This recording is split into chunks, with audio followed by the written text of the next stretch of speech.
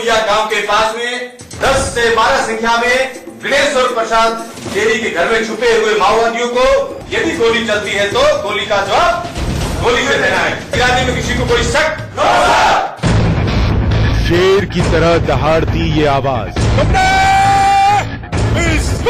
चीते की फुर्ती, सामने 220 डिग्री 4 चौखट जंगल के पीछे तूफानी साहस, दाहिनी आपसे आमरूख के विस्तार का इलाका मेरा जिम्मेवारी का इलाका है।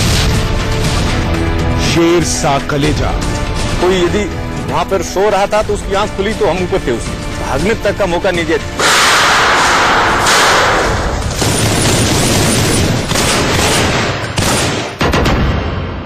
आज तक हमने जितना भी ऑपरेशन किया है, जो ये एंटी नेशनल एलिमेंट, आज तक हमने जितना भी ऑपरेशन किया है, जो ये एंटी नेशनल एलिमेंट थे, इनको पता ही नहीं चला कि हम उनके ऊपर कब पहुंचे। खाना खा रहा था, उसका ऐसे मुंह में जैसे वो खाना जा रहा था, उसको लगा कि ये कौन आ गया।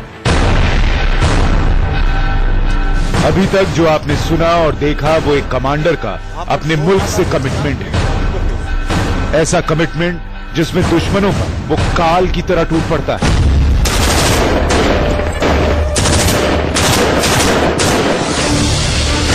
ये नरपत सिंह राजपुरोहित, जिनके साहस की तूफानी कहानियां ऐसी हैं मानो आप किसी एक्शन फिल्म की स्क्रिप्ट का हिस्सा सुन रहे हैं। लेकिन यहाँ कुछ भी फिल्मी नहीं, सब रियल।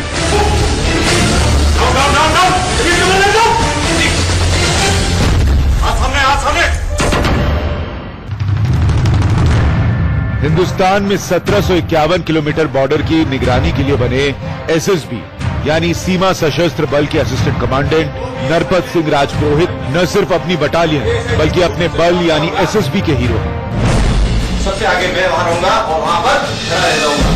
मेरे पीछे से लेकर के 14 तक की। राजस्थान के बाड़मेर के रहने वाले नरपत इन दिनों झारखंड के बीहड़ में देश के दुश्मनों को ढूंढते फिरते हैं। वो कहते हैं कि जब यहाँ पोस्टिंग हुई थी तब नक्सलियों की सरकार थी, अब एसएसबी की बदौलत सब कुछ सामान्य है।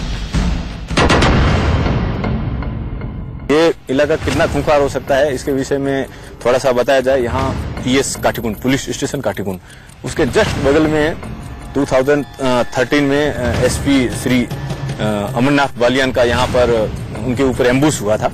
वो पाकुड़ के एसपी थे, दुमका से जा रहे थे, तो वो इलाका अब मेन रोड हो गया है। हम उससे 15 किलोमीटर अंदर है। 18 बीएन एसएसबी डीकोए नारगंज दुमका, 1 अफसर 7 एसओज 62 अदर स्टैंड टू हालात में आपके निरीक्षण के लिए उपस्थित है श्रीमान। जय सर। लेकिन ये सामान्य हालत कब हड़कंप में तब्दील हो जाए ये कहना मुश्किल है, क्योंकि पहाड़ों और जंगलों के बीच अकूत खनिज संपदा से घिरे इस इलाके में नक्सलियों का सबसे बड़ा हथियार है गुरिल्ला वॉर, मतलब अचानक से हमला। लेकिन नरपत कहते हैं अब उनके गुरिल्ला वॉर का जवाब हम लोग भी तूफानी अंदाज में देते हैं। एसएसबी अपने आप में ये एक ऐसा ऑर्गेनाइजेशन है, ये गुरिल्ला वारफेयर में देश की नंबर 1 फोर्स होगी। हमारे पास में जितने भी अभी पुराने लोग जो हैं, जो अभी आने वाले 5-7 साल में जो रिटायरमेंट लेंगे, वो गुरिल्ला वारफेयर के हीरो है। उनको पता है कि कैसे करना है। जैसे एग्जाम्पल के लिए हमें जैसे इनपुट मिला कि इस घर में नक्सली छुपे हुए हैं, तो जब गुरिल्ला टैक्टिक्स ये कहती है कि नक्सलियों को थोड़ी सी भी भनक लगती है कि हमें कोई कहीं से ट्रैक कर सकता है या ट्रैप कर सकता है, तो वो लोग अपनी लोकेशन बदल देते हैं। हमारी जो सिखलाई है उसी को हमने फॉलो करते हुए हमने किसी भी एग्जैक्ट पॉइंट पर उनके ऊपर रेड न डाल के उसके आसपास के संभावित जगहों को सबसे पहले मारा है। लेकिन नरपत सिंह राजपुरोहित की अगुवाई में एसएसबी की 18वीं वाहिनी सिर्फ इतना ही नहीं करती, वो नक्सलियों को जिंदा पकड़ती है।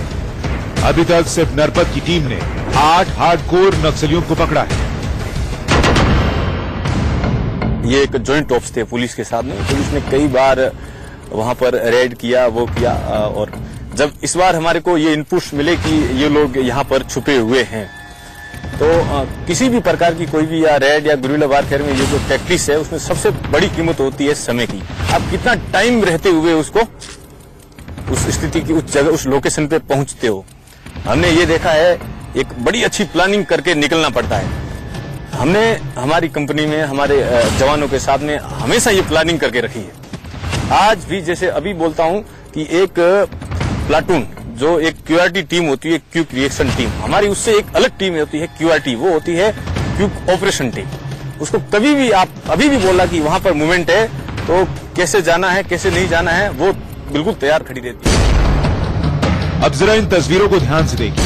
पीछे नरपत बैठे हैं और आगे सफेद कुर्ते में जो शख्स बैठा है वो नक्सलियों का मास्टरमाइंड माना जाता है। झारखंड में नक्सलियों के ट्रेनिंग कैंप में कंचन दा यानी अवध किशोर यादव उर्फ अवध चंद्र यादव की क्लास लगती थी, जिसमें नक्सल साहित्य पढ़ाया जाता था। छोटी और कच्ची उम्र में इलाके के लड़के और लड़कियों को कंचन दा ने समाज की मुख्य धारा से हटाकर नक्सली बना डाला।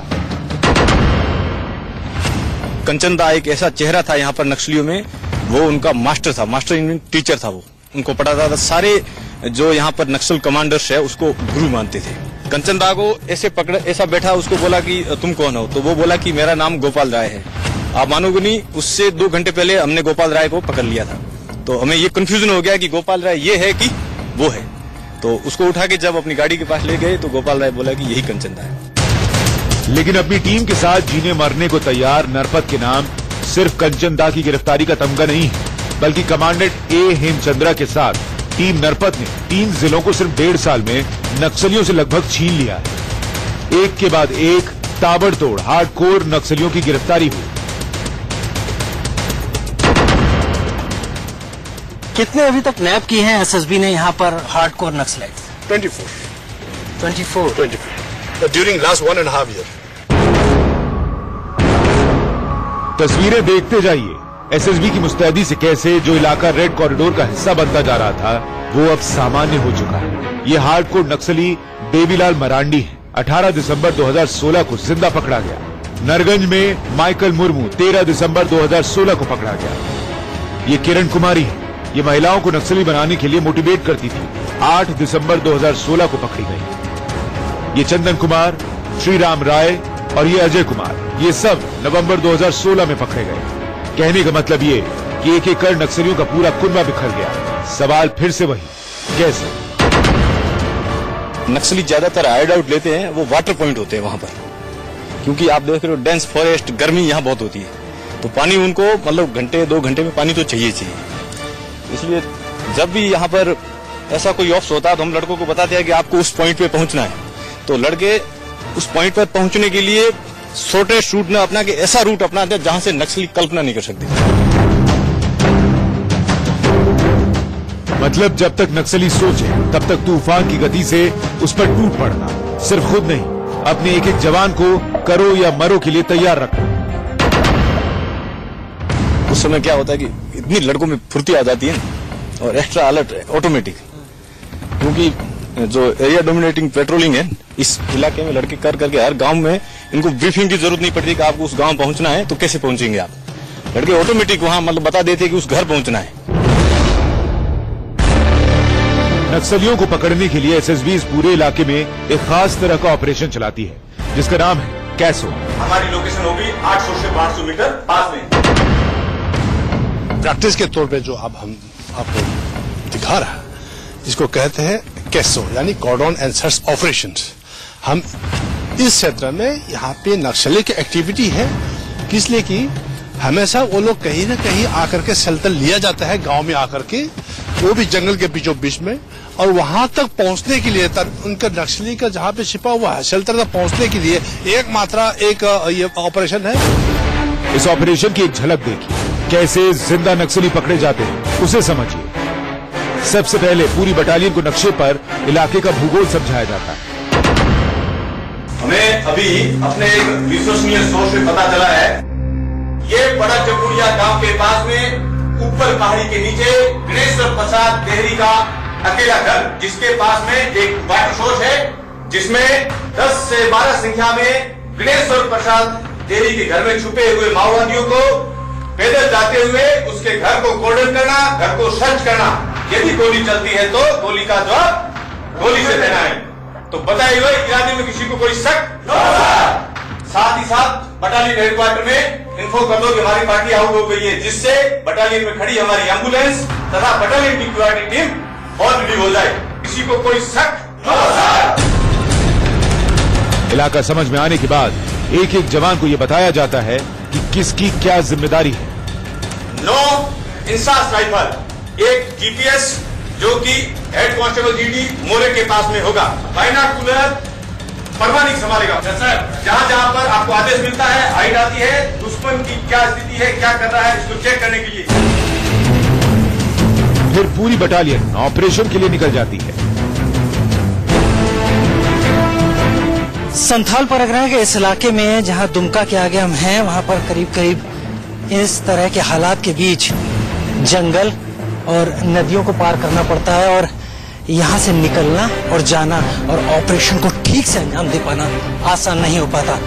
जिन जंगलों से, घने जंगलों से निकलकर हम आ रहे हैं, उसके आगे जिस लोकेशन तक हम बढ़ने की कोशिश कर रहे हैं, वो ब्रीफिंग में जितना आसान लगता है, जमीन पर उतना ही कठिन और मुश्किल में डालने वाला होता है। नदी और नालों के बीच से पहाड़ों चट्टानों को लांघते हुए ये जवान वहां जा रहे हैं जहां के बारे में इन्हें सूचना मिली है कि नक्सली छिपे हुए हैं। अब वो इलाका शुरू हो गया जहां किसी भी वक्त कहीं से भी फायर आ सकता है। क्या आप अंदाजा लगा सकते हैं कि मेरे आसपास कितने एसएसबी के जवान हैं? आपको झाड़ियां दिखाई पड़ रही होंगी यहाँ पर, लेकिन अब मेरा कैमरा इन झाड़ियों में आगे बढ़ेगा और आपको दिखाई पड़ेगा वो तैयारी, वो नमूना जो उनकी पोजीशन दिखाता है। पहला जवान आपके ठीक बगल में, यहाँ पर झाड़ियों के बगल में। थोड़ा सा हम आगे बढ़ रहे हैं जहां पर हमें कुछ भी नहीं दिख रहा था। गौर से देखिए, ये है तैयारी। एक जवान यहां पर मौजूद है। सामने हमारा कैमरा जाएगा, पेड़ से बैठा हुआ, पेड़ के ठीक नीचे हमारा एक जवान और मौजूद है। और अगर हम इस तरफ पगडंडी पर आगे बढ़ते हैं तो यहाँ पर हमारा एक जवान हमें मौजूद दिखाई पड़ जाता है। आगे बढ़ते चले जाइए और ये जवान इस बात की परवाह किए बगैर कि गोली या खतरा कहां से आ रहा है, अपनी पोजीशन होल्ड करने के लिए यहां पर बैठे रहते हैं, क्योंकि ये पोजीशन अगर छोड़ी तो शायद दुश्मन इस पोजीशन पर कब्जा कर ले। एक एक करके आप देखते जाइए। बहुत मुश्किल होता है ये पहचान पाना कि एसएसबी के जवान कहां पर मौजूद हैं, किस जगह मौजूद हैं, मोर्चा कहां लिया हुआ है इन्होंने, क्योंकि ब्रीफिंग में इनको साफ कर दिया गया है कि किसकी क्या जिम्मेदारी है और किसको किस तरीके से अपनी जिम्मेदारी को अंजाम देना है। एक एक जवान तैनात है, न सिर्फ शरीर से बल्कि दिमागी तौर पर। और यही नरपत जैसे असिस्टेंट कमांडेंट का सबसे बड़ा काम है, क्योंकि फतह में टीम का सबसे बड़ा योगदान होता है। टीम कमांडर के एक एक इशारे को समझती है। नरपत कहते हैं कि जब हम फील्ड में काम करते हैं तो बता देते हैं कि मैं कमांडर नहीं हूं, हमारा हर एक जवान सेल्फ मेड कमांडर है। वो खुद अपने तरीके से ऑप्स को कैसे सक्सेसफुल बनाना है, वो इतना खुद सेल्फ सफिशिएंट मोटिवेटेड है। और इसी टीम लीडरशिप ने आतंकियों के किले को ढहा दिया।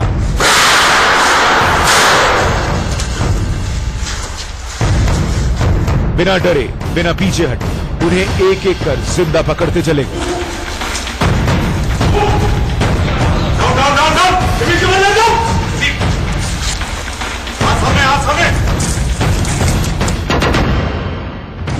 कभी ऐसा लगा कि मोर्चे से पीछे हटना पड़ा? अभी तक बिल्कुल भी ऐसा नहीं लगा है। और जिस तरीके से ये एक लॉन्ग टर्म प्लानिंग होती है, जैसे माना कि सामने आपके घर है तो आप अचानक उस घर में नहीं घुस सकते। पहले उस घर को आप वॉच करो कि उस फैमिली मेंबर क्या है, कैसे, ये सब पता होता है। उसके बाद में आपको कॉन्फिडेंट आता है। इस इलाके को पहले हमने अपने पांवों से इसको बहुत नापा है। पहले ये क्लियर किया कि इलाका है कितना लंबा, कहाँ मूवमेंट करते हैं, क्या करते हैं। ये इनकी जो पकड़ने की जो प्रक्रिया वो एक बाद में शुरू हुई है। भारत माता की। ये जरूर है कि नरपत इस बटालियन में अकेले नहीं, लेकिन नरपत जैसे दूसरों की खोज एसएसबी को जरूर है। जवाहर नवोदय विद्यालय से पढ़े बढ़े नरपत अपनी जिंदगी में सबसे ज्यादा मान अपने पिता को देते हैं। दुमका, पाकुड़, गोड्डा जैसे झारखंड के खूबसूरत इलाकों को उन्होंने माओवादियों के खूनी खेल से बदरंग होने से बचाया है। वो कहते हैं इसके लिए लकीर से हटकर चलना पड़ा। हम लोगों के बीच में गए, यहाँ हमने देखा कि लोग ताड़ी पीते हैं तो हमने भी कभी कभी थोड़ा थोड़ा ताड़ी को टच किया। लोगों को लगा ये तो हमारे जैसा आदमी है। तो फिर लोग हमारी तरफ बढ़ते गए। हमने ये भी देखा जिस घर में नक्सलियों का आना जाना होता था या जिस पॉइंट पे आना जाना होता था, हम उस जगह पे गए। उन लोगों से हमने इतना अच्छे से इंटरेक्ट किया, हमने कभी भी उनके साथ में सख्ती नहीं की और वो लोग धीरे धीरे हमारी बातों को समझने लगे। तो आज के टाइम में हम ये मानते हैं कि लोगों का सपोर्ट है और जवानों का ऑटोमेटिक जो उनका मोरल इतना हाई है, तो कोई भी काम इस इलाके में करने से पहले आज के टाइम में हमारे दिल दिमाग में किसी प्रकार का कोई डर भय कुछ नहीं। जंगल के बीचों बीच एसएसबी की 18वीं वाहिनी की छावनी है, जहां 24 घंटे जवानों का पहरा होता है। चारों तरफ इमरजेंसी में सप्लाई लाइन बनाए रखने के लिए क्रोलिंग पैच बनाए गए हैं। ये एक यहाँ पर क्रॉल ट्रेंच बनाई हुई है जो कि इस एसएसबी के सेंटर के चारों तरफ बनाई गई है। इस सेंटर में, इस क्रॉल में हमेशा जवान कुछ दूरी पे है कि इनकी बंदूक से चलने वाली गोली निशाने पर जाए, बंदूक से चलने वाली गोली किसी खतरे से निपटने में मददगार साबित हो। साथ ही इस बात की भी जिम्मेदारी कि जो फोर्स इस जगह पर बैठी हुई है वो सुरक्षित रहे। लेकिन अगर इन पर मुश्किल आ जाती है तब इस क्रॉल का यहाँ पर काम होता है। इसमें इतनी जगह है कि यहाँ पर झुक कर एम्यूनिशन अगर प्रोवाइड करवाना होता है तो वो यहाँ से प्रोवाइड कराया जा सकता है और यहाँ पर यहाँ खड़े हुए किसी भी जवान को किसी भी बुरे वक्त में मदद भेजी जा सकती है। इस पूरे कैंप की व्यवहारिक जिम्मेवारी नरपत की है, सैद्धांतिक जिम्मेदारी कमांडेंट की। नरपत इस जिम्मेदारी में जी जान से जुटे हैं। उनके साथ जो जवान हैं उसमें कोई बिहार से है, कोई हरियाणा से, कोई सुदूर दक्षिण का है, कोई बंगाल से तो कोई यूपी का। और ऐसा सिर्फ नरपत के साथ ही नहीं है, एसएसबी की हर टीम ऐसी ही है जिसका मूल मंत्र है जोश भरा है सीने में है हथेलियों पर जान, सीमाओं पर अपने ध्वज का हम रखते हैं मान, हर कुर्बानी देने को तैयार खड़े हर पल। हम हैं सशस्त्र सीमा बल, हम हैं सशस्त्र सीमा बल। नरपत की टीम के मेंटोर और कमांडेंट ए हेमचंद्रा मणिपुर के हैं, लेकिन झारखंड के इस बियाबान में उनकी अगुवाई में एसएसबी का ऑपरेशन शानदार रहा है। और इसकी बड़ी वजह है अपनी टीम के बारे में एक एक बात का पता होना। वो कहते हैं कि नरपत जैसे बहादुर पर फख्र तो होता ही है, लेकिन उनकी टीम में कोई किसी से कम नहीं। हमारे असेसमेंट के मुताबिक, हमारा रिव्यू प्लान है उसके मुताबिक ये नक्सली का ये जो उनका एक्टिविटी है इस ऑलमोस्ट कंट्रोल में है और as on that they are on back foot.